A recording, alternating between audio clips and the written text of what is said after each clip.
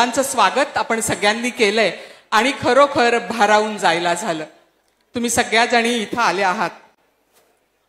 22 जानेवारीच्या दरम्यान दादा नारायणगावला आले होते.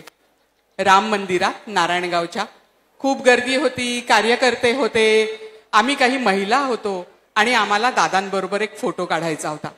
सगळ्या जणी माझ्या मैत्रिणी पुढे गेल्या आणि मी थोडीशी मागे राहिले. दादा कुणाशी तरी बोलत होते, व्हिडिओ चालू होते, पत्रकार होते आणि मी मागणं म्हणलं, ए मला पण जरा फोटो काढायला येऊ द्या ग. आणि मला पुढे जाता येईना. कसं कोण जाणे, दादांनी ते ऐकलं होतं आणि दादा म्हणले, ताईंना पुढे येऊ द्या. आणि या छोट्याशा प्रसंगाने मला या अष्टावधानी व्यक्तिमत्वाबद्दल वेगळंच काही वाटून गेलं की इतकी सगळी गडबड असताना सुद्धा त्यांचं सगळीकडे बारीक लक्ष होतं. आपण प्रत्येक वेळेस सभेला आल्यानंतर जाहीर भाषण होतात, दादा भाषण करतात. पण आज एक अगदी घरगुती अनौपचारिक अशी दादांची हितगुज करावं असं एक धाडसच आम्ही केलंय. आणि जुन्नर तालुक्याच्या महिलांमध्ये, सर्वसामान्य महिलांमध्ये काही प्रश्न आहेत ते आम्ही तुम्हाला विचारणार आहोत. हा जो रक्षाबंधनाचा कार्यक्रम बेनके परिवार अनेक वर्षापासून करतंय, त्या कार्यक्रमात तुम्ही सगळे आलात याचा आम्हाला खूप आनंद झालाय. मी दादाच म्हणते सगळ्यांसारखं तुम्हाला. दादा तुम्ही येणार असला की जुन्नर तालुक्यात उत्साहाची एक वेगळीच लाट येते, सगळीकडे खूप उत्साह असतो. तुम्हाला जुन्नर तालुक्यात आल्यानंतर कसं वाटतं, म्हणजे तुमच्या भावना काय असतात? मी राजकीय जीवनाला सुरुवात 1991 साली केली, परंतु खासदार म्हणून 3-4 महिने काम केल्यावर मला त्यावेळेची राजकीय परिस्थिती बघता राजीनामा द्यावा लागला, आमदार व्हावं लागलं. आमदार झाल्यानंतर माझे सुरुवातीला संबंध वल्लभशेठ बेनके असतील, दिलीप वळसे पाटील साहेब असतील, नारायणराव पवार साहेब असतील, मी म्हणजे जुन्नरखेड आंबेगावच्या परिसरातला बोलतोय, बापूसाहेब चिटे असतील, पोपटराव गावडे असतील, ह्या लोकांशी झाले. आणि मला नेहमी मी मूळचा शेतकरी, मी माझी पोल्ट्री डेअरी शेती उत्तम पद्धतीनं करणारा एक शेतकरी, परंतु अचानक कधी कधी काही घटना घडतात आणि तुम्हाला क्षेत्र बदलावं लागतं आणि मी राजकारणात आलो आणि मग नंतर मी त्याच्यातच स्वतःला झोकून दिलं. आणि तेव्हा छत्रपती शिवाजी महाराजांचा जन्म शिवनेरी किल्ल्यावर झालेला असल्यामुळं एक तर सगळ्या महाराष्ट्राला, देशाला, जगातल्या अनेक लोकांना महाराजांच्या बद्दल, छत्रपतींच्या बद्दल खूप एक आपुलकी पण आहे, त्यांचं कुतूहल पण आहे, त्यांचा इतिहास नक्की काय, त्यांनी कसं त्या काळामध्ये केलं, त्यांचं शौर्य, त्यांचे वेगवेगळ्या पद्धतीनं गनिमिकावा, ह्या ज्या सगळ्या गोष्टी, त्यांच्यावर पण अनेक चढ उतार आले, पण ते कधी डगमगले नाही. कधी जिंकलेले किल्ले त्यांना तहात सोडावे लागले, परंतु सोडलेले किल्ले परत त्यांनी घेतले. आग्र्याला गेले तर आग्र्यावरून पण त्यांनी कशा प्रकारे सुटका केली ते तुम्हाला माहिती आहे. त्यामुळं शिवनेरीवर महाराजांचा जन्म जिजाऊंच्या पोटी झाला आहे, करता एक शिवनेरीबद्दल अतिशय एक आपुलकी, प्रेम, जिव्हाळा. आणि मग वल्लभशेठ बेनकेंनी सांगितलं की अजित, आपल्याला इथला शिवनेरीचा पूर्णपणे परिसराचा विकास आराखडा तयार करून काम करायचं आहे. आणि मग त्यावेळेस आम्ही पहिल्यांदा 84 कोटी रुपयाचा विकास आराखडा 2004ला, म्हणजे 20 वर्ष झाली, तेव्हा आपण केला. आणि ह्या भागातला शेतकरी फार कष्टकरी आहे. मग तो कांदा पिकवतो, द्राक्ष पिकवतो, त्याच्यामध्ये वेगवेगळ्या पद्धतीनं ऊस असेल, वेगवेगळ्या प्रकारचं हिरड असेल, आंबा, टोमॅटो. आत्ताही मी मार्केटला मगाशी मला थांबवलं संजय काळे सभापतींनी, तिथंही कांदा आणि माझा टोमॅटो इतका मार्केटला आला, शेतकरी म्हणत होते आता भाव चांगला आहे, दादा निर्यात बंदी अजिबात होता का म्हणे. मी लगेच म्हणलं की आता आम्ही काळजी करू नका, आम्ही तिथं आहोत, मी निर्यात बंदी होऊन देत नाही, शेतकऱ्याला 2 पैसे मिळाले पाहिजे ही भावना. आणि जुन्नरला जसं इतिहास आहे, इथलं सगळं नैसर्गिक सौंदर्य अप्रतिम आहे, 5 धरणं आहेत कुकडीची, त्याच्यामध्ये आत्ताच पर्यटनाचं आम्ही चर्चा करून त्या ठिकाणी आलो. इथं बाकीच्या इंडस्ट्री यायला मर्यादा आहेत, त्याकरता इथं एन्व्हायरमेंटचा प्रश्न आहे. आणि शेजारीच आपला माळशेज घाट वगैरे, इतकं निसर्ग सौंदर्य, म्हणजे खूप जण सांगतात महाबळेश्वरच्या पेक्षा तिथं 1% थंडी जास्त त्या ठिकाणी असते आणि जुन्नर ही संस्कृती म्हणजे इथल्या जुन्नरचं आणि संस्कृतीचं फार जवळचं नातं आहे. अध्यात्म, तमाशा, पंढरी, IAS ऑफिसर इथले झालेत. मुंबई मार्केटमध्ये जुन्नरचं खूप मोठ्या प्रमाणावर एक होल्ड असतो. तिथं अनेक जुन्नरकर आमचे मुंबई मार्केटमध्ये काम करतात. स्वर्गीय वल्लभशेठ बेनकेंनी ह्या तालुक्याच्या करता खूप काही केलेलं आहे. ह्या सगळ्या आम्हाला त्याच्यामध्ये ज्या काही आठवणी आहेत त्या आठवणी इथं आल्यानंतर अतिशय प्रकर्षाने जाणवायला लागतात. आणि अजून महिलांचा प्रतिसाद, पुरुष मंडळींचा, तरुणांचा प्रतिसाद, आदिवासी भाग आहेत त्यांचे वेगवेगळे समस्या, त्यांचे प्रश्न. आणि मी कामाचा माणूस असल्यामुळे मला समस्या सोडवायला, प्रश्न सोडवायला, मार्ग काढायला, त्यांना निधी द्यायला मला एक वेगळ्या प्रकारचा आनंद मिळतो. आणि त्याच्यामुळे मी इकडच्या भागामध्ये असल्यानंतर नेहमीपेक्षा आनंदी असतो. अजित पवारच्या चेहऱ्यावर कधी हसू दिसत नाही, पण इथं आल्यावर हसू दिसत असतं. अगदी खरं आहे दादा. ही जुन्नरकरांबद्दलची भावनिक तुमची अटॅचमेंट म्हणून मी त्या गोष्टीला ती आम्हाला जाणवत असते. नेहमी बातम्यांमध्ये वगैरे आम्ही तुम्हाला बघत असतो. गाडीतून उतरून एखाद्या शेतात जाणं असो, बांधावरनं चालणं असो, की इथल्या आतल्या एखाद्या भागात जाणं असो, तुम्ही गाडीतनं उतरता आणि भराभर चालायला सुरुवात करता. तर कधी तुमच्या चेहऱ्यावर कंटाळा, थकवा दिसत नाही. आपण एवढं काम कसं करता हा नेहमीच प्रश्न पडतो. त्याच्यामध्ये आम्हाला पहिल्यापासून सवय लागलेली. आजींची आमच्यावर फार एक पगडा होता. आजी एक जबर असं व्यक्तिमत्व होतं. मायाळू पण होत्या, परंतु तेवढ्याच एखाद्या गोष्टीचं एक शेवटपर्यंत तड लावायची म्हणल्यावर त्या करारी पण तेवढ्याच होत्या. आणि त्याच्यावर त्यांच्या सहवासात आई वडील शेती करत होते, त्याच्यामुळे आम्ही त्यांच्याजवळ, आजी आजोबांच्या जवळ आणि मोठ्या काकींच्या जवळ बारामतीत लहानाचे मोठे झालो. तिथं आमचं प्राथमिक हायस्कूलचं शिक्षण झालं. तेव्हा आम्हाला आजी सांगायच्या, दुपारी झोपणं आळशी पानाचं लक्षण. त्याच्यामुळे ते डोक्यात बसलं, दुपारी झोपायचं नाही.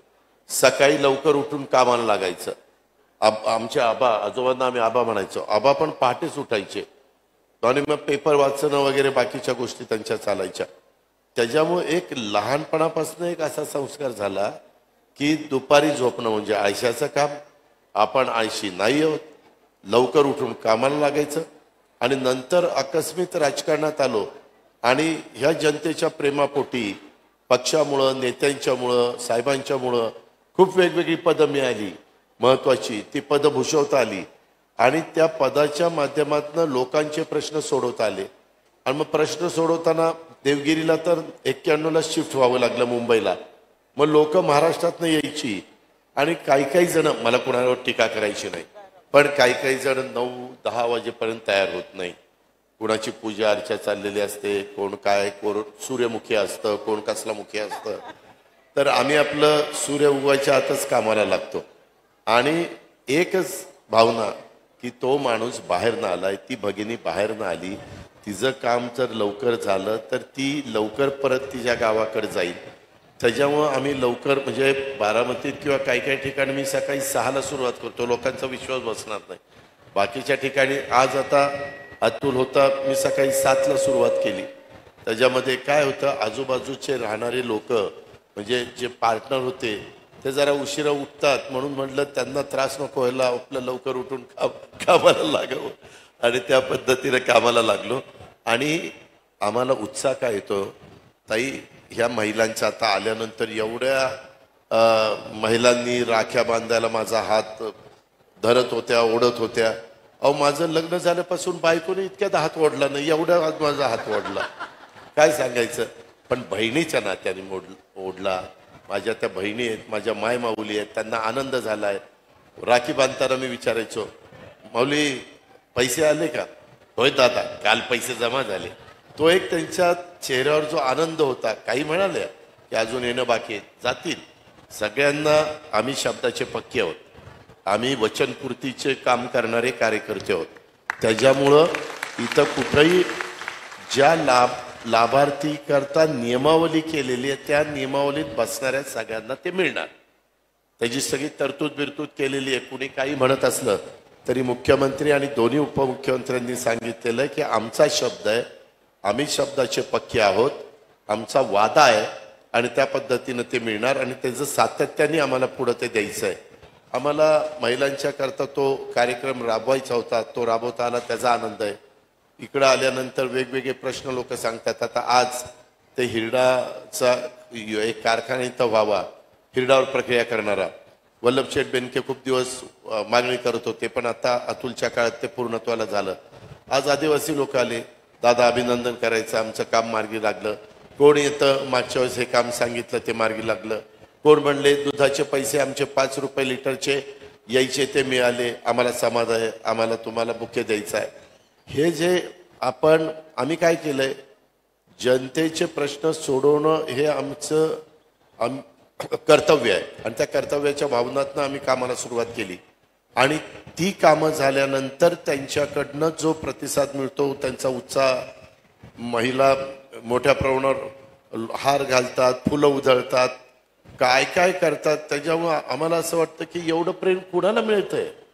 आज एवढं मोठं जग आहे, फार हाताच्या बोटावर मोजण्या इतक्या लोकांना हे प्रेम मिळतंय. आम्ही आमचं आईबापाची पुण्याई म्हणा, आमचं नशीब म्हणा, ह्याच्यामुळे हे सगळं आहे. आणि त्याकरता तो उत्साह टिकून राहतो. रात्री उशीर जरी झाला तर झोपतानाच आपण सांगतो मनाला की उद्या पहाटे 5ला उठायचं आणि कामाला 6ला सुरुवात करायची. आणि ते आता सवय झाली, अंगवळणी पडलंय. आमच्या ग्रामीण भागात अंगवळणी पडलंय. उलट एखाद्या दिवशी आता सुट्टी घ्यायची नाही, उगीच लोळत झोपायचं म्हटलं तर झोप येत नाही. वेळ झाली की जाऊन आंघोळीला बसतोय आम्ही. असं हे सगळं. सतत कामात असणं हे खरंच आम्ही सगळ्यांनीच तुमच्याकडनं घ्यायला हवं. इतक्या कामाच्या व्यापात मग घ्यायला पाहिजे, मग घ्या ना, कुणी अडवलंय, घ्या ना. नाही, आता म्हणजे मी थोडीशी त्याच्या बाहेर गेले, पण तरुण मुली आहेत इथं, त्यांच्यासाठी सांगूया. तर तरुण मुलींनो, हे लक्षात ठेवा आणि जे ह्याच्याप्रमाणे वागत नसतील त्यांनीही लक्षात ठेवा, सतत कामात असणं हा एक संदेश आपल्याला अजितदादांनी दिलाय. एवढा कामाच्या व्यापात तुम्हाला कुटुंबासमवेत वेळ मिळतो का, किंवा थोडासा वेळ कमी मिळतो? हेच सगळं कुटुंब आहे त्याच्यावर. किती छान, किती छान, किती छान. महाराष्ट्राचं आमचं कुटुंब आहे, त्याच्यावर आम्ही नेहमी कुटुंबातच असतो. खरं. तरीही थोडस कौटुंबिक एक प्रश्न मला तुम्हाला विचारायचा आहे की असं कधी झालंय का की वहिनींनी किंवा मुलांनी एखाद्या गोष्टीसाठी तुमच्याकडे हट्ट केलाय आणि कामाच्या व्यस्ततेमुळे तुम्ही तो पुरवू शकला नाहीत, असा काही प्रसंग आहे? अगदी क्वचित एखादा पालकमंत्री, तुम्ही सातारचा पालकमंत्री होतो, पुण्याचा पालकमंत्री आहे, महत्व डिपार्टमेंट आहे, आणि त्यावेळेस एखादी घटना अशी घडती की तुम्हाला सगळी तुमची कामं सोडून पहिल्यांदा त्या घटनेकडे जावं लागतं. जसं पुण्यात मध्ये अतिवृष्टी झाली, पूर आला. पूर आल्यानंतर तुम्ही तुमच्या कुटुंबातल्या, परिवारातल्या सहकाऱ्यांना पहिली भेट देणं, त्यावेळेस मग तुमचे इतर कुठलेही कार्यक्रम असले तर ते सोडून जावं लागतं. पण ते कारण ते असतं, आमच्या घरात सगळ्यांना राजकीय पार्श्वभूमी असल्यामुळं, म्हणजे आता सुनेत्राला उस्मानाबादचे ते पदमसिंह पाटील वगैरे, राणा पाटील, तिथंही ते राजकीय जीवनातच काम करणार आहेत, त्याच्यावर ती कधी अडचण येत नाही आणि पहिल्यापासून ते बघत आलेले आहेत. मात्र ज्यावेळेस मुलं लहान होती त्यावेळेस वर्षातनं 2दा बाहेर फिरायला नेणं, कधी कधी त्यांच्या सुतारवाडीला घेऊन जाणं, पावसात भिजायला वगैरे असं, किंवा आमच्या मुळशीमध्ये जाणं किंवा परदेशात ट्रिप जाणं, ज्या गोष्टी प्रत्येकाने आपल्या कुटुंबाचं काम करत असताना त्याच्यातनं वेळ काढून थोडा तरी कुटुंबाला, परिवारातल्या घटकाला वेळ दिला पाहिजे. तो वेळ प्रत्येकाने दिलाच पाहिजे. कारण कसं आहे, कधी तुमचं वर्ष संपून जातात, महिने संपून जातात, तुमचं तुम्हाला कळत नाही. आणि त्याच्यावर ती एक महत्वाची जबाबदारी आहे. तुम्ही एखादी जबाबदारी पत्करल्यानंतर कुठल्या दुसऱ्या जबाबदारीकडे दुर्लक्ष करून चालत नाही. कमी अधिक प्रमाणात तिथं पण तुम्हाला वेळ द्यावा लागतो. आमचा परिवार एक आहे, त्याच्यावर दिवाळीला सगळे भेटतात, इतर वेगवेगळ्या आनंदाच्या क्षणी सगळे भेटतात. सुखदुःखात आम्ही सगळे एकमेकाला भेटत असतो, एकमेकाला आधार देत असतो, एकमेकाला सहकार्य करत असतो. खूप छान. तळागाळातल्या वाड्या वस्त्यांवरच्या आया बहिणींना तुम्ही भेटता. तुमचे काही व्हिडिओ बघताना माझ्या असं लक्षात आलं, खूप बारीक माहिती तुम्ही सगळ्या गोष्टीची घेत असता. त्या महिलांना काही प्रश्न विचारून सगळं बरोबर चाललंय का बघता, आणि असं सगळं असताना एखादा एक गुगली प्रश्न काहीतरी टाकता, हे जे चाललंय ते खरं आहे का, त्यावरच्या तुमच्या चेहऱ्यावरचे एक मिश्किल भाव असतात, जे बघणं फार छान असतं. आणि त्याचबरोबर या सगळ्या महिलांबद्दल, विद्यार्थिनींबद्दल काळजी सुद्धा त्यातनं डोकावत असते. त्याच मायेतनं तुम्ही लाडकी बहीण योजना सुरू केलीत. ही योजना का सुरू करावीशी तुम्हाला वाटली? माझा ज्यावेळेस जन्म झाला, मी लहानाचा मोठा काटेवाडीला ग्रामीण भागामध्ये राहिलो. त्यानंतर बारामतीला पहिलीपासून गेलो.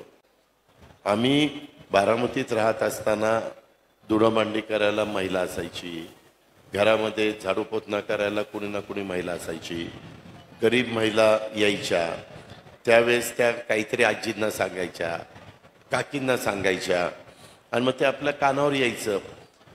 असं ओढाताण व्हायची त्यांची. त्या मिळणाऱ्या पैशातनं त्यांचं भागायचं नाही. गावाकडे सुट्टीला गेल्यानंतर खुरपणीला महिला येतात, मग त्या खुरपणीला यायच्या. मी माझ्या राजकीय जीवनाला सुरुवात केली, म्हणजे राजकीय जीवनाला नाही, शेतामध्ये थोडंफार मला कळायला लागलं. तुम्हाला आश्चर्य वाटेल, त्यावेळेस ₹1.25 गड्याला पगार होता आणि 75 पैसे बाईला पगार होता. ₹1.25 गड्याला आमचा सालकरी गडी ₹1.25 रोजाने. सगळीकडेच तसं होतं. आणि 75 पैशाला महिला. मग तिला त्याच्यातनं किती पैसे मिळणार, ती कुटुंब कसं चालवणार. आणि मग ती जे त्यावेळेस, आता परिस्थिती बदलली, त्यावेळेस 2 लुगडी जोडलेली असायची. म्हणजे एक लुगडं, सिंगल लुगडं नसायचं, त्याला जोड दिलेला असायचा. किंवा काही मुलांच्या पॅन्ट असायच्या, हाफ पॅन्ट, त्याला मागं ते झिजू नये म्हणून असा पॅच लावलेला असायचा अशा. किंवा काहींचा शर्ट फाटलेला असेल तर ते तेवढ्यापुरतं तिथं हे. आता मुलामुलींची फॅशन झाली, कपडे चांगले असले तरी फाडतात आणि गुडघे दाखवतात, पाय दाखवतात, ती फॅशन आहे. पण त्यावेळेस ते शिवून द्यायचे. आणि हे सगळं अनेक वर्ष बघत आलो. ह्यावेळेस विचार करताना म्हणलं की आपण राज्य तर चालवतोय, 10 वर्ष झाली अर्थसंकल्प सादर करतोय, परंतु ज्या प्रकारे ग्रामीण भागातल्या 2.5 लाखाच्या आतमध्ये उत्पन्न असणाऱ्या महिलांना त्यांचं स्वतःचं आवडीचं एक देखील गोष्ट घेता येत नाही. ती तिच्या मनाला मुरड घालती. नको, आपल्याला नको, आपण मुलाकरता करू, मुलीकरता करू, कारभाऱ्याकरता करू. स्वतः करता काही मनात आहे तिच्या, पण खिशात काही नसल्यामुळं, तिच्या हातात काही नसल्यामुळं ती काही करू शकत नव्हती. मग आम्ही विचार केला की आपण काय करायचं, खूप त्याचे किती खर्च येईल, काय येईल, किती महिला पुढे येतील. आणि मग आम्ही अंदाज केला 2.5 कोटी महिला, साधारण 45,000 कोटी रुपये खर्च. पण विचार, आम्ही कसं सरकार चालवतो म्हणजे टॅक्स गोळा करतो, सेंट्रलचा पैसा, काही आम्हाला कर्ज काढायला मिळतं, काही टॅक्स वेगवेगळ्या पद्धतीनं, GST टॅक्स, एक्साईजचा टॅक्स असे ते मिळतं. त्या सगळ्या गोष्टी बघितल्यानंतर माझ्या लक्षात आलं की हे तर चालतच राहणार. आपण जसं संजय गांधी निराधार योजना काढली, आज पण ती पॉप्युलर आहे, आज पण निराधार लोकांना आधार मिळतो. 80 कोटी जनतेला मोदी साहेब फुकट अन्न देतात, पुढेही 5 वर्ष मिळणार आहे. मग आपण काय देऊ शकतो?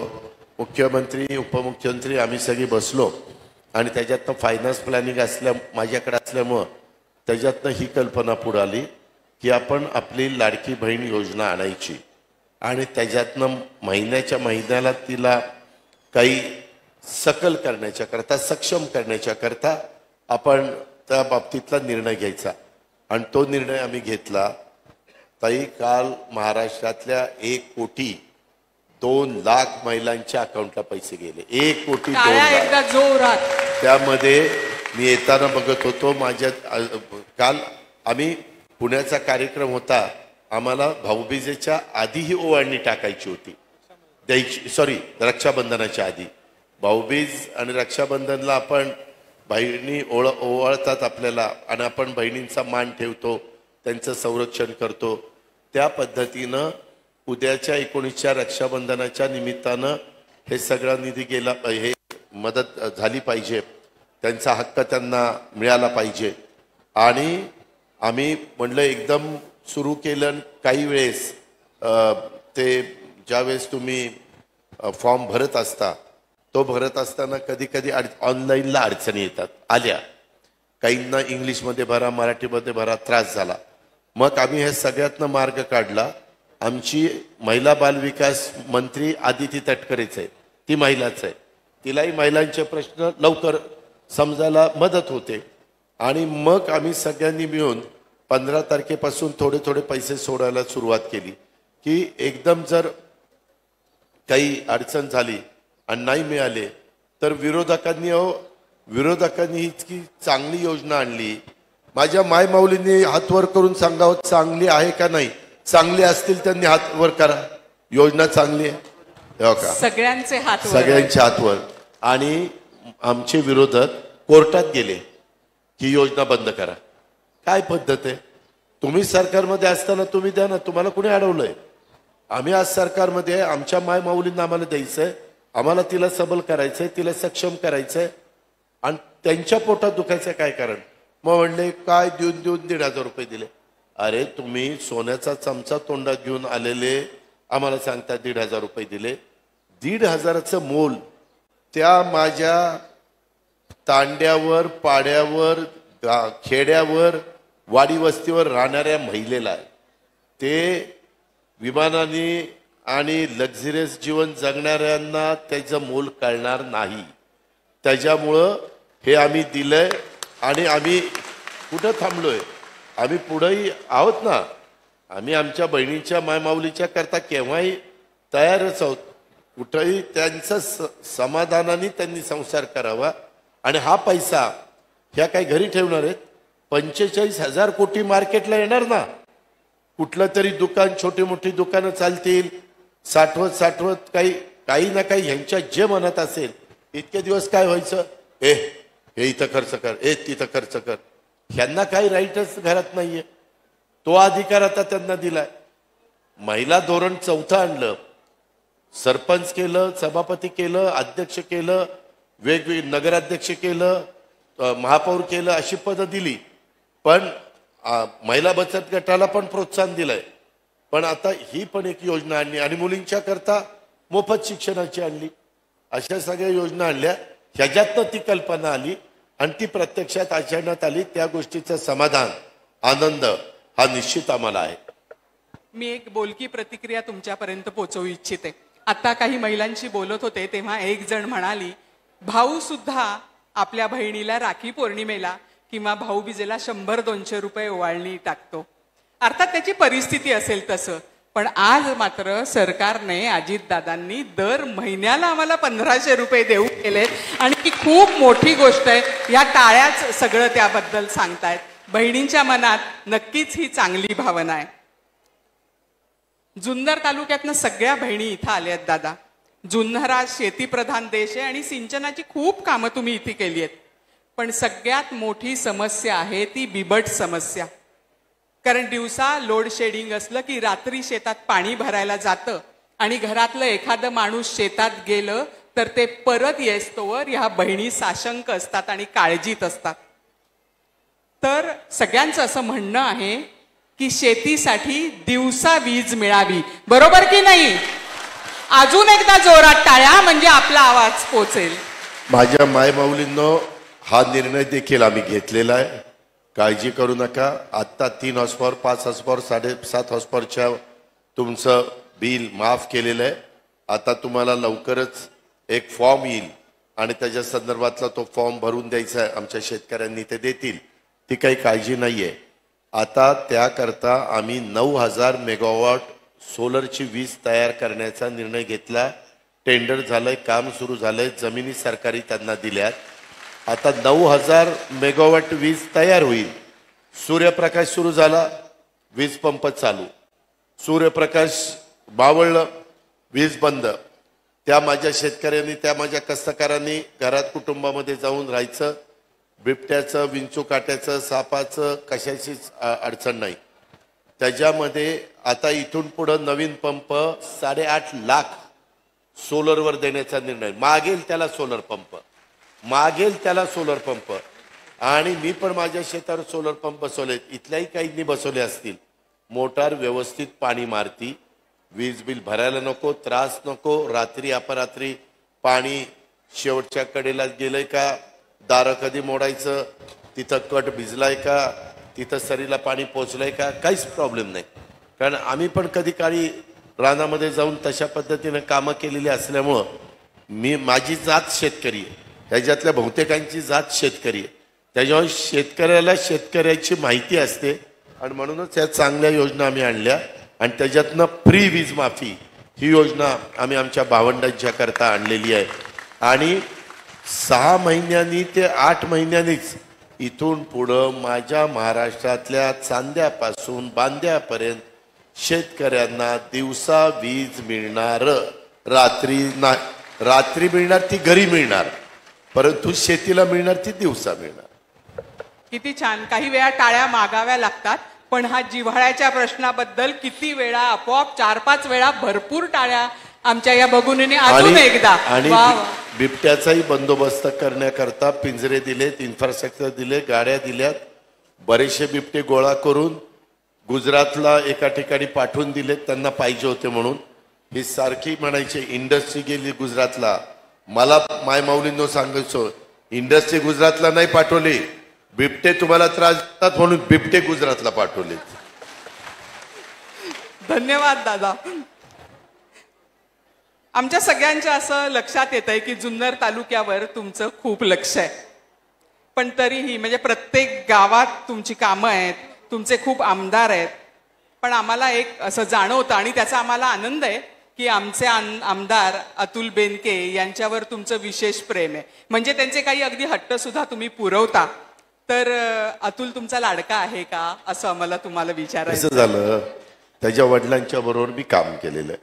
आम्ही सगळेजण एक परिवारातले. मी त्यावेळेस ते आमच्या जिल्ह्याचे राष्ट्रवादी काँग्रेस पक्षाचे अध्यक्ष पण होते आणि सतत आमचे संपर्क असल्यामुळं त्यांचा स्वभाव, त्यांच्या जे काही आवड निवड, ह्या सगळ्या गोष्टी आम्ही जवळनं न्याहाळलेल्या आहेत. आणि त्यावेळेस अतुल लहानाचा मोठा आमच्या समोरच झालेला आहे. साहजिकच ज्यावेळेस एक परिवाराचं त्याला स्वरूप येतं, त्यावेळेस तुमच्या डोळ्यात देखत झालेला लहानाचा मोठा कार्यकर्ता हा नंतर तुमच्यासारखा लोकप्रतिनिधी होतो. आणि मग लोकप्रतिनिधीला तिथं चांगली कामं कशी करायची, तर मी 7 वेळेला आमदार असल्यामुळे मला माहिती आहे. त्यामुळं मी त्याला जास्तीत जास्त निधी देण्याचा प्रयत्न केला. सगळ्याच आमदारांना दिलं, त्यालाही त्या ठिकाणी दिला.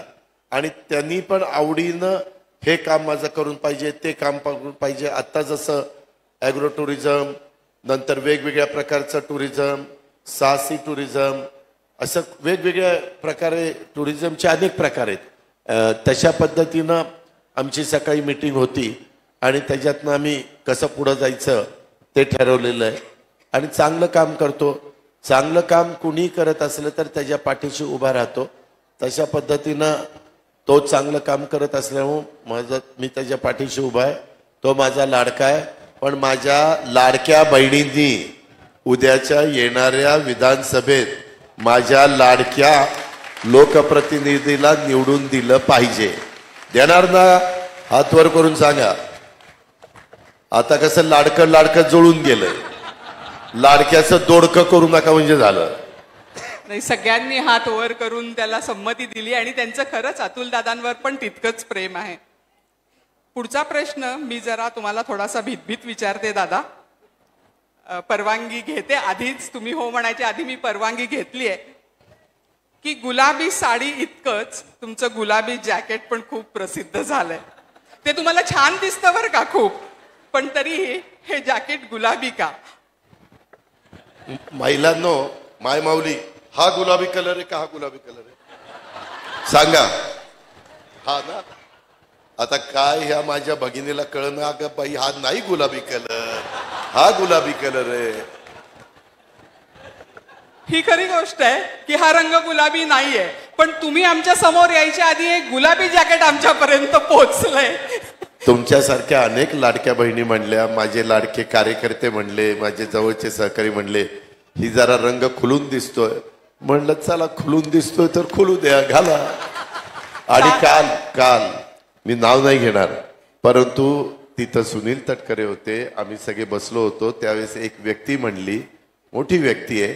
तिनं सांगितलं की आता आमचे पण लोक म्हणतात की दादांसारखे रंगीत जरा जॅकेट घालायला लागा ना. म्हणजे बघा सगळ्यांना ते आवडायला लागले आणि जे लोकांना आवडते ते आपण करायचं. उद्या माझ्या महिलांनी सांगितलं बघून बघून आता तो विटलोय, आता बंद करते जॅकेट घालायचं, बंद. किती छान आहे, पण खरंच छान दिसतंय गुलाबी जॅकेट. बघा परत पुन्हा गुलाबीच म्हणतायत. तुम्हाला सांगतो हा कलर कोणता आहे. आपण जांभळं खातो ना उन्हाळ्यात, जांभळं खाल्ल्यावर जांभळातला सगळा बाहेरचा गर काढल्यावर त्या जांभळ्याच्या बियाला जो रंग असतो तो हा रंग आहे.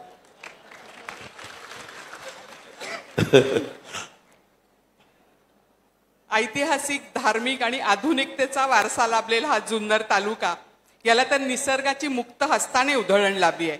या जुन्नर तालुक्यातल्या पर्यटनासाठी तुमच्या मनात नक्की काय विचार आहेत, काय विजन आहे तुमची? जुन्नर तालुक्याच्या संदर्भामध्ये आत्ताच मला अतुलनी प्रेझेंटेशन दिलं आणि वेगवेगळ्या क्षेत्रातले तज्ज्ञ त्यांनी काहीतरी अनेक लोकांना बोलवलं होतं. त्याच्यातलं बेस्टमधलं बेस्ट जे आलं ते त्यांनी मला दाखवलं. माझ्या जिल्हाधिकाऱ्यांनी पण त्याच्यामध्ये सहकार्य केलं. आता ह्या सगळ्याच्या बाबतीमध्ये मला त्या गोष्टी म्हणजे मलाही मनाला समाधान वाटलं. आता ज्याच्यातून माझ्या जुन्नरच्या आदिवासी, बिगर आदिवासी मुलांना मुलींना रोजगार मिळेल. कारण आता लोकांचं बाहेर जाऊन विकेंडला जायचं प्रमाण वाढलंय, फार्म हाऊसवर जायचं प्रमाण वाढलंय. काही जण फार्म हाऊस करतात आणि ते फार्म हाऊस तुम्हाला 4 दिवसाकरता 5 दिवसाकरता भाड्याने देतात. रिसॉर्ट पण इथं व्हायला लागलेली आहेत आणि लोकांचं जाण म्हणजे आवड पण निर्माण झालेली आहे. आता हे ज्यावेळेस होतं त्याच्यातनं सगळ्यात जास्त जर रोजगार कुठला बिझनेस देत असेल तर तो पर्यटन आहे. आता हे ज्या भागाचं प्रतिनिधित्व करतात तो रायगड जिल्हा. सगळं पर्यटनावर इतकं म्हणजे अवलंबून आहे लोक, त्यांची रोजीरोटी. काही काही राज्य आणि काही काही देश पर्यटनाच्या पैशावर चालतात, म्हणजे उत्पन्नावर चालतात. आता महाबळेश्वरला आम्ही लहानपणी जायचो, पावसाळ्यात महाबळेश्वर बंद असायचं पॅक पत्रे लावून. आता पावसाळ्यात भिजायला जातात, थंडीत गुलाबी थंडीचा आनंद घ्यायला जातात आणि उन्हाळ्यामध्ये थंड हवेचं ठिकाण म्हणून जातात. आता 12 महिने आपलं महाबळेश्वर भरलेलं असतं. तीच गोष्ट माझ्या ह्या परिसरामध्ये होणार. लोकांना सुविधा पाहिजे, सर्व्हिस चांगली पाहिजे, स्वच्छता पाहिजे. चट्टी भाकरी का असे ना, 2 भाज्या पिठलं का असे ना, पण स्वच्छ पाहिजे. उगी माश्या बिश्या ते तसलं नको. आणि ग्लास पण स्वच्छ पाहिजे. उगीच काहीतरी ग्लासमध्ये बोटं घालून धरत पाणी, तर तसलं नाही. नीटपणे पाणी द्यायचं. तुम्ही कसं देता अजून पाणी तुम्ही मला दिलं नाही तेव्हा मला माहीत नाही, परंतु व्यवस्थित परत काय आहे, लोकांचं राहणीमान बदललेलं आहे. तशा पद्धतीनं लोकांना तुम्ही सेवा केली तर लोक ॲप्रिशिएट करतात. आणि म्हणून आता अतुलच्या आणि जुन्नरकरांच्या जे मनात आहे तशा पद्धतीचा टुरिझमला आम्ही राज्य सरकारच्या वतीनं सपोर्ट केला. केंद्राचा पण ह्याच्यामध्ये मोठी योजना आहे. केंद्र पण आमच्या विचाराचं आहे. केंद्राकडनं आम्ही निधी आणला तर आपल्याला ह्याच्यातून मग बोटिंग असेल, बरेच प्रकार, साहसी खेळ असतील. आपल्याकडं गड किल्ले आहेत, त्याच्यावर गड किल्ल्यावर जाताना उतरताना साहसी खेळ खेळताना असं खूप काही करता येतं. ते करण्याचं आमच्या मनामध्ये आलेलं आहे आणि आम्ही ते करून दाखवू. पर्यटनाच्या दृष्टीने सुद्धा आपल्या जुन्नर तालुक्याचं भविष्य उज्ज्वल आहे. दादा, थोडासा वेगळा प्रश्न मी आता विचारते. आपण हल्ली बघतो की आजकाल जाती जातीमध्ये खूप तेढ निर्माण झाल्यासारखी वाटतं. पूर्वी असं नव्हतं, पण आता याबद्दल तुम्ही तरुण पिढीला काय सांगाल? मी तुम्हाला सांगू का, मी राजकीय जीवनात आल्यापासून मला अनेक कार्यकर्त्यांची जात कुठली आहे मला माहितीच नाही. मी जात बघून कार्यकर्ता निवडत नाही, मी त्याचं काम बघून कार्यकर्ता निवडतो. त्याचं एकंदरीत जनमानसामध्ये मिसळणं वगैरे आपलंसं करणं ते बघून करतो. व हिंदवी स्वराज्याची स्थापना शिवाजी महाराजांनी केली त्यावेळेस त्यांनी 18 पगड जाती 12 बलुतेदारांना बरोबर घेऊन हिंदवी स्वराज्य स्थापन केलं. जिजाऊंनी त्यांच्यावर संस्कार केले त्यावेळेस ते सगळ्या जाती धर्माच्या लोकांना बरोबर घेऊन गेल्याशिवाय हिंदवी स्वराज्याची स्थापना होणार नाही. आणि सगळ्या जातीचे लोक त्याच्यात होते. होता जीवा म्हणून वाचला शिवा, असे खूप काही दाखले तुम्हाला मला देता येतील. आणि आता मात्र काही काही जण दोन समाजामध्ये तेढ निर्माण करण्याचा प्रयत्न करतात. मला ते अजिबात पटत नाही. मी माझ्या परीनं सगळ्यांना मदत करण्याचा प्रयत्न करतो. आता इथं मगाशी देवराम लांडे बसला असेल कुठं. देवराम हा आदिवासी समाजाचा कार्यकर्ता साधा म्हणजे त्याचं, परंतु त्यावेळेस वल्लभ शेठ मी बसलो, माझ्या हातात बराच काळ या जिल्ह्यात कुणाला अध्यक्ष करायचं उपाध्यक्ष करायचं हे होतं. आम्ही देवराम लांडेला तिथं सभापती केला, जिल्हा परिषद अध्यक्ष केला. जो कधी लाल दिव्याच्या गाडीत बसला नसता तो आमच्या आदिवासी भागातला एक कार्यकर्ता त्या गाडीमध्ये बसून काम करायला लागला. त्याच्यामध्ये अश्विनी मोरमारे आमची खेडची आदिवासी, तिला आम्ही सभापती केलं. आज आम्ही इथल्या भागामध्ये रेश्माताई इनामदार ह्या आमच्या जुन्नरच्या नगराध्यक्ष झाल्या. अशी किती नावं मी तुम्हाला सांगू की आम्ही समाजातल्या सर्व जाती धर्माच्या लोकांना आणि काही राजकीय नेत्यांनी पण कबूल केलं की अजित पवार जातीवाद करत नाही. हे सांगितलं की नाही, मी नावच घेतो. राजसाहेब ठाकरेंनी 2-3दा स्टेटमेंट केलं. जे आहे ते आहे. आपल्याला काम करत असताना जातीचा पातीचा नात्याचा गोत्याचा विचार करायचा नसतो. काम करत राहायचं. हे धर्म वगैरे ते प्रत्येकाची श्रद्धा, प्रत्येकाचं तीर्थक्षेत्र तिथं गेलं पाहिजे, तिथला आदर केला पाहिजे. परंतु ह्या सगळ्या गोष्टीमध्ये आपण सगळे भारतीय आहोत ही एक भावना सगळ्यांनी मनामध्ये ठेवली पाहिजे. आणि माझ्या जुन्नरच्या लोकांनी आपण सगळे जुन्नरकर आहोत ही जर भावना सगळ्यांनी, आपण सगळे पुणेकर आहोत, आपण सगळे महाराष्ट्रातले रहिवासी आहोत असं म्हटल्यानंतर सगळेजण गुण्या गोविंदाने राहतील, कायदा सुव्यवस्था चांगली राहील, पोलिसांचं काम कमी होईल. समाजामध्ये मधल्या काळामध्ये कधी कधी काही वेळेस काही जण कुणाच्या लग्नाला जायचे बंद झाले. असलं शिकवण शिवाजी महाराजांनी केली नाही. शिवाजी महाराजांनी आपल्याला चांगलं सांगितलंय. आणि तेच राजर्षी शाहू महाराज, घटनेचे शिल्पकार डॉक्टर बाबासाहेब आंबेडकर, महात्मा ज्योतिबा फुले, क्रांतीसूर्य ह्या सगळ्यांनी पण तोच विचार सांगितला आहे. जिजाऊ मातांनी पण तोच सांगितला. राजमाता जिजाऊने, पुण्यश्लोक अहिल्यादेवी होळकरांनी तोच सांगितलाय, रमाई मातेने तोच सांगितलाय आणि सावित्रीबाई फुलेंनी पण तोच सांगितलाय. हे आपण लक्षात घेतलं पाहिजे. आणि त्याच्यामुळं ह्या सगळ्या जातीच्या भिंतीच्या पलीकडे जाऊन एक माणुसकी या नात्याने आपण काम केलं पाहिजे. धन्यवाद. खूप मोठी गोष्ट ही दादा तुम्ही सांगितली. समाज निकोप असणं फार महत्वाचं आहे.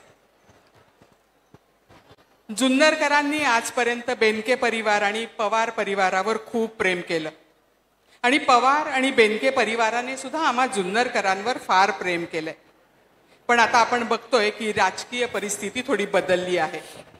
रक्षाबंधनाच्या या निमित्ताने तुम्ही आम्हा जुन्नरकरांना काय संदेश द्याल?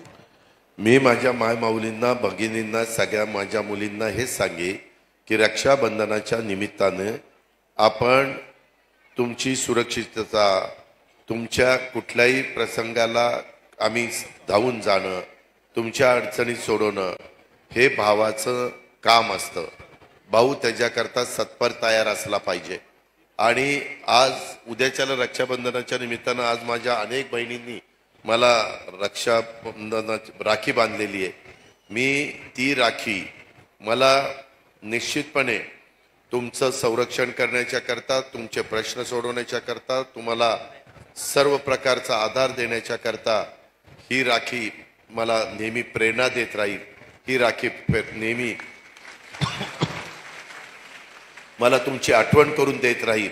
आणि ते आठवण होत असताना मी माझ्या बहिणींना देखील माझ्या जीवात जीव असेपर्यंत मी माझ्या बहिणींना विसरणार नाही. हा माझा रक्षाबंधनाचा शब्द. किती छान दादा. दादा खूप आभार. आम्ही हे काही प्रश्न काढले होते. मला सुरुवातीला मी तुम्हाला प्रश्न विचारायचं ह्याचं दडपण आलं होतं, पण तुम्हीच ते दडपण दूर करून अतिशय छान असं मी तुमच्याशी बोलू शकले, त्याबद्दल आभार. खूप छान वाटलं. आता मीच तुम्हाला सांगितलं की माझ्या बहिणींना माझा आधार वाटला पाहिजे म्हणून तर मी बोललो. अगदी खरंय. आणि तो आधार तसा वाटला आहे, ही मी साक्ष आहे. दादांसाठी एकदा जोरदार टाळ्या आपण सगळ्या बहिणींनी वाजवूया. दादा हा शब्द बहिणीकडनं उच्चारला जावा असंच तुमचं व्यक्तिमत्व आहे दादा. आज या रक्षाबंधनाच्या निमित्ताने मला फार छान वाटलंय तुमच्याशी बोलून. जनसन्मान यात्रेकरता खूप साऱ्या शुभेच्छा.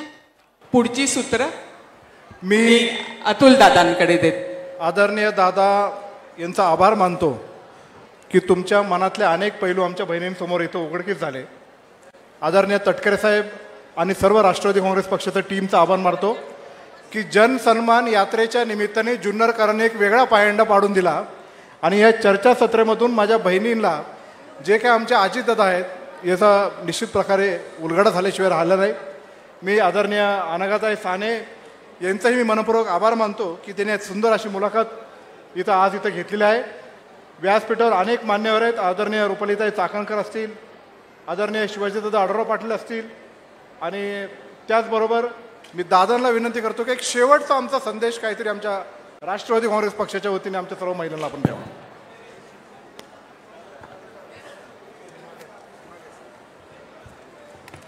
आमचे प्रांताध्यक्ष खासदार तटकरे साहेब, माजी खासदार शिवाजी आढळराव पाटील, रुपाली चाकणकर, सूरज चव्हाण, बाकीचे सगळे उपस्थित असणारे अतुल बेनके, पांडुरंग पवार, सगळेच मान्यवर, अनेक मान्यवर इथं आहेत. ते सगळे सुरेश घुले, स्टेजवर बसलेले मान्यवर आणि माझ्या जुन्नरच्या कानाकोपऱ्यातून आलेल्या माझ्या माय माऊली, सगळ्या भगिनी, माझ्या मुली आणि पत्रकार मित्रांनो, मला साधारण संवादाच्या निमित्तानं मी तुमच्याशी काही गोष्टी सांगण्याचा प्रयत्न केला. माझं आपल्याला सगळ्यांना सांगणे, महायुतीच्या सरकारच्या माध्यमातून मी ह्यावेळेसचा अर्थसंकल्प देत असताना मी ह्यावेळेस माझ्या भावांना दुधाचा दर वाढवून दिला, वीज माफी केली. माझे युवक युवती त्यांना प्रशिक्षण देण्याच्याबद्दल आम्ही वेतन द्यायचा निर्णय घेतला. त्यांनी 6 महिन्याचं, 8 महिन्याचं, 12 महिन्याचं प्रशिक्षण घ्यावं. ते प्रशिक्षण घेतल्यानंतर त्यांना चांगल्या नोकरी मिळेल, त्यांना सरकार सर्टिफिकेट देणार आहे आणि त्याचा उपयोग आपल्यातल्या मुलामुलींना झाल्याशिवाय राहणार नाही. हा एक चांगला कार्यक्रम आम्ही त्यांना 6,000, 8,000, 10,000 ते प्रशिक्षण घेतात म्हणून आम्ही त्यांना वेतन देतोय. असं सहसा कुठं घडत नाही, परंतु आम्ही ते एक आवड निर्माण करण्याकरता, गोडी निर्माण करण्याकरता तो कार्यक्रम घेतला. माझ्या इथं महिला आहेत, मायमाऊली आहेत. किती मायमाऊलींच्या घरी गॅस सिलेंडर म्हणजे शेगडी आहे गॅसची, त्यांनी हात वर करा बरं. हां, मधल्या काळामध्ये मला बऱ्याचशा माझ्या महिला भेटल्या आणि त्या म्हणल्या की दादा थोडंसं आम्हाला परवडत नाही. यावेळेस आम्ही महायुतीच्या सरकारच्या तर्फे तुम्हाला 52 लाख कुटुंबांना आम्ही साधारण दरवर्षी 3 गॅस सिलेंडरचे पैसे तुमच्या अकाउंटला टाकणार. तुम्ही ते 3 गॅस सिलेंडर वर्षातनं आमच्यातर्फे तुम्हाला भाऊबीज आणि दर महिन्याला तर 1,500 रुपये टाकणार. ते आता आलेले पण आहेत, त्याच्यात कुठंही आडकाठी येणार नाही. यामध्ये पुढे कायम चालू राहण्याच्या करता 5 वर्ष तुम्हाला महायुतीच्या पाठीशी उभं राहावं लागेल. त्याच्यामध्ये उद्याच्याला इथं जे उमेदवार दिले जातील त्याच्यामध्ये घड्याळाचं चिन्ह आहे, काही ठिकाणी आमचं धनुष्यबाणाचं चिन्ह आहे, काही ठिकाणी आमचं कमळाचं चिन्ह आहे. त्या पद्धतीनं केलं तर आम्हीच पुन्हा तिथं येऊ. आम्ही पुढं आल्यानंतर कुठल्याही परिस्थितीत राज्याला आर्थिक बाबतीमध्ये अडचणीत न आणता माझ्यावर विश्वास ठेवा. मी फार आर्थिक शिस्तीचा कार्यकर्ता आहे, पाळणारा, आणि त्यामुळं तुम्हाला त्याच्यातून आम्ही व्यवस्थितपणे ही योजना पुढे चालू ठेवू. गरीब घरातल्या मुलींना, आई वडील गरीब असल्यावर शिक्षण घेता येत नाही, कॉलेजचं शिक्षण आता त्या गरीब घरातल्या मुलीचं हे पूर्णपणे राज्य सरकार करणार. कॉलेजच्या फी आम्ही भरणार. आता त्या मुलींनी तिला डॉक्टर व्हावं, इंजिनियर व्हावं, पायलट व्हावं, IAS व्हावं, IPS व्हावं, काय आणखीन काय CA व्हावं, जी काही आवड तिला माझ्या मुलीला असेल ते शिक्षण तिनं घ्यावं. ती आता तिनं मनात अशा प्रकारची भावना आणू नये की काय माझे आई वडील गरीब असल्यामुळे मला शिक्षण घेता येत नाही. हाही मार्ग आम्ही काढलेला आहे. अशा पद्धतीच्या खूप चांगल्या चांगल्या योजना ह्या सर्व घटकाच्या करता महायुतीनं तुमच्याकरता आणल्यात. आता आरोप प्रत्यारोप होतील, काही जण आमच्यावर टीका टिप्पणी करतील, पण महाराष्ट्राचा सर्वांगीण विकास करणं, माझ्या पुणे जिल्ह्याचा, माझ्या जुन्नर तालुक्याचा, त्याकरता आम्ही सरकारमध्ये गेलो विकास करायला आणि त्या भागातले प्रश्न सोडवायला आणि माझ्या समाजातली गरिबी कमी करण्याकरता आम्ही गेलो. सरकारमध्ये मी होतो म्हणून या योजना तुमच्याकरता देऊ शकल्या. आज महाराष्ट्रातल्या करोडो योजना, करोडो महिला ह्या असल्या योजनांच्यामुळं आनंदी झालेल्या आहेत, त्यांच्यामध्ये उत्साह आलेला आहे. त्याला अशाच पद्धतीनं सतत आपण पाठबळ देण्याचं काम करूया. आणि हा शब्द उद्याच्या भाऊबीजेच्या पार्श्वभूमीवर समोर बसलेल्या सगळ्या माझ्या मायमाऊलींना, सगळ्या माझ्या बहिणींना, सगळ्या माझ्या मुलींना देतो. आणि प्रचंड संख्येने आपण इथं आल्याबद्दल आपल्या सर्वांचं स्वागत करतो, आपले आभार मानतो. जय हिंद, जय महाराष्ट्र, जय राष्ट्रवादी.